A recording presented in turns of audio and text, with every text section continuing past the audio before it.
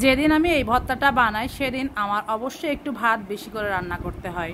ফেলে দেওয়া জিনিস দিয়েও যে এত সুস্বাদু একটা ভর্তা বা খাবার বানিয়ে নেওয়া যায় সেটা না বানালে বুঝতেই পারবেন না।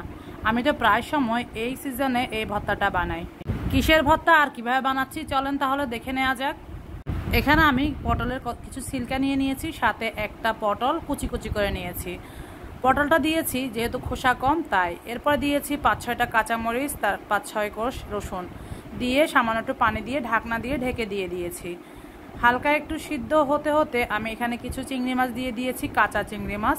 এগুলো একদম ফ্রেশ চিংড়ি মাছ ছিল, আর যে কোনো চিংড়ি মাছ দিয়ে আপনি বানাতে পারবেন। আমার চিংড়ি মাছগুলো ছোট, আপনারা চাইলে বড় সাইজের চিংড়ি দিয়েও এটা বানাতে পারবেন, অথবা রুই বা কাতলা বা তেলাপিয়া যে কোনো মাছ দিয়ে এই ভর্তাটা বানানো যায়। চিংড়ি মাছের টেস্টটা আলাদা, আর অন্য মাছ দিয়ে বানালে সেটার টেস্ট হবে আলাদা। আজকে চিংড়ি মাছ দিয়ে বানিয়ে দেখাচ্ছি। সামান্য পানি দিয়েছি, আমি তেলে সিদ্ধ করব না, কারণ এই ভর্তাটা আমি পরবর্তীতে তেলে ভেজে নেব। প্রথমে জাস্ট সিদ্ধ করার জন্য এই জিনিসগুলো দিয়ে নিয়েছি। এরপরে দিয়ে দিয়েছি কিছু পরিমাণে পেঁয়াজটা দিয়ে আরও কিছুক্ষণ একটু ভেজে নিব। আপনারা এই পর্যায়ে পেঁয়াজটা না দিয়ে পেঁয়াজটা একসাথে বেটে কাঁচাও দিতে পারবেন। আমি পেঁয়াজের কাঁচা গন্ধটা ভালো লাগে না দেখে এভাবে করে একটু সিদ্ধ করে নিচ্ছি সব কিছুর সাথে। সব উপকরণ খুব ভালো করে সিদ্ধ করে নিব এবং একদম পানিগুলো টেনে যাওয়া পর্যন্ত সিদ্ধ করব। একটু যেন পানি না থেকে যায়, পানি টেনে গেলে একদম তবে এটা খুব সুস্বাদু হবে। এখন বেশ খানিকটা ধনিয়া পাতা দিয়ে দিয়েছি। এখন আর বেশিক্ষণ সিদ্ধ করা লাগবে না, যখন সিদ্ধ হয়ে যাবে এই পর্যায়ে জাস্ট ধনিয়া পাতাটা দিয়ে দিয়েছি। কালারটা কিন্তু সবুজ সবুজই থাকবে, দেখতেই পাচ্ছেন কালারটা কিন্তু একদমই চেঞ্জ হয়নি। এখন সব কিছু উপকরণ ভালো করে মিশিয়ে নিচ্ছি। দেখে নিশ্চয় বুঝতে পারছেন পানি কিন্তু টেনে গিয়েছে। এখন একদল হয়তো আমাকে বলবেন সব কিছু যদি আমরা খেয়ে ফেলি অন্য প্রাণী কি খাবে। এই তাদের সুবিধার জন্য বলছি, যার রিজিকে যা আছে সে তাই খাবে।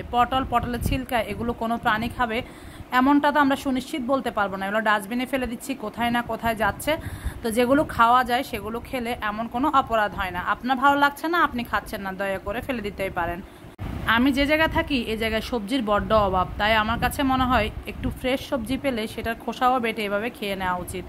আর যাদেরকে নির্দিষ্ট পরিমাণ সবজি বেঁধে দেওয়া হয় যে এই সবজি আপনি খেতে পারবেন ওই সবজি খেতে পারবেন না, তাদের যে কতটুকু অসহায় অবস্থা হয়, যখন আবার তাদের মূল খাবারটাই হচ্ছে সবজি।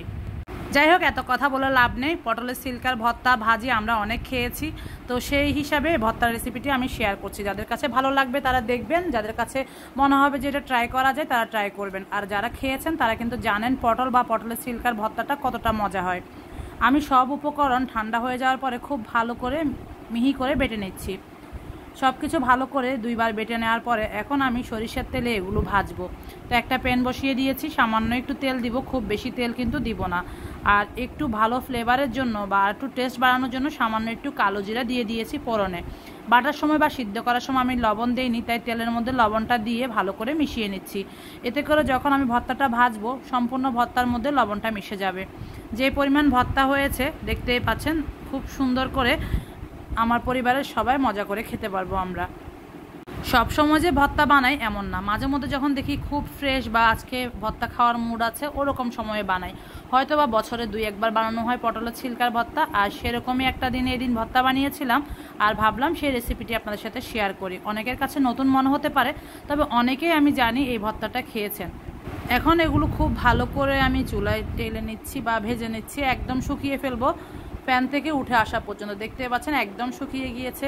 এই ভর্তাটা এতটা সুস্বাদু আপনি না বানালে বুঝবেন কি করে। যারা বানাননি তারা অবশ্যই একবার হলেও বানিয়ে দেখবেন এভাবে আমি যেভাবে শেয়ার করেছি। রেসিপিটা আপনাদের কাছে কেমন লেগেছে অবশ্যই জানাবেন। কেউ যদি আমার রেসিপিতে ট্রাই করেন সেটাও কেমন হলো অবশ্যই জানাতে ভুলবেন না। ভর্তাটা সত্যি অসাধারণ হয়েছিল। এই ভর্তা দিয়ে 1 প্লেট ভাত আপনি অনায়াসে খেয়ে নিতে পারবেন। আশা করছি রেসিপিটি ভালো লেগেছে। সবাই ভালো থাকবেন। আল্লাহ হাফেজ।